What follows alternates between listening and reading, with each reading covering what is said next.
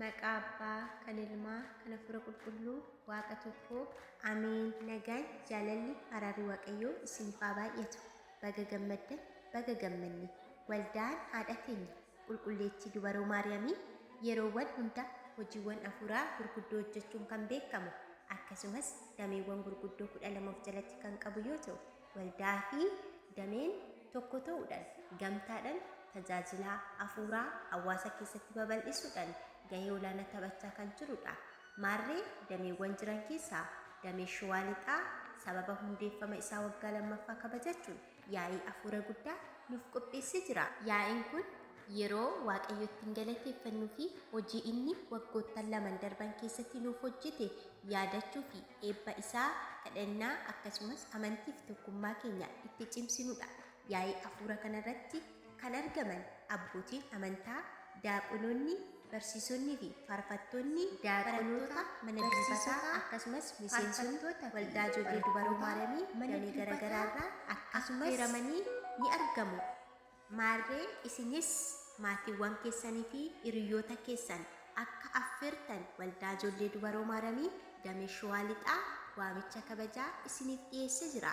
Guyyaan isaa waxabajjii 26 hanga 28 ji'a saglaffaa bara 2018 iddoon itti qophaa'e godina Shawaa Lixaa magaalaa Odotaa mana kiristaanaa Tulluu Iddoon Qulqulluu ገብርኤል hundi keessan akka argamtan irra deebiidhaan kabajaaf jaalala guddaan isin gaafanna.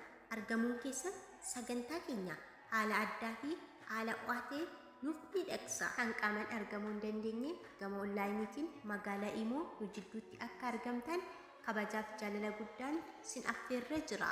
Sagantaa kana ilaallatee qophiiwwan afuuraa kan akka walaloo, diraamaa, baacoo, kana beektuu, asoosamaa fi falmii oduu qophaa'ee jira.